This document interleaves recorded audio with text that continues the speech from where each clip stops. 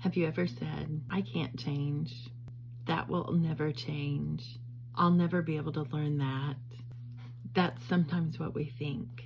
But God is always wanting to help us to become more like Him.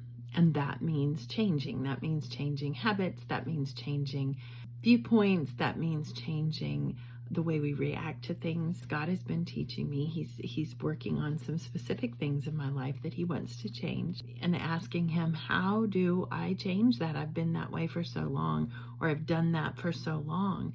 And He reminded me of Philippians.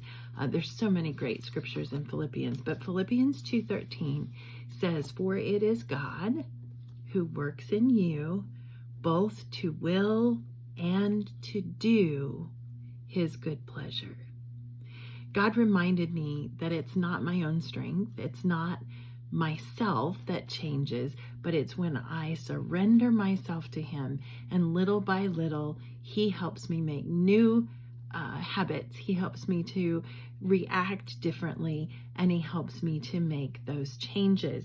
And He reminded me of a child. If you're working with a child of any different age, and they're trying to accomplish something, tying a shoe or putting on a coat, and you give them plenty of opportunity to try that, and at first they can't do it on their own. You need to show them, you need to teach them, you need to walk them through those steps.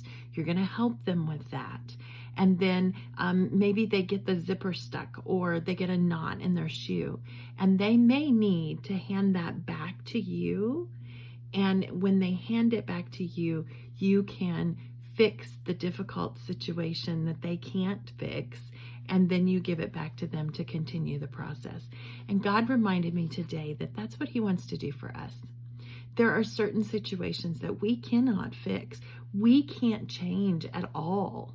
And He wants us to hand those to Him. He says to come to Him as little children.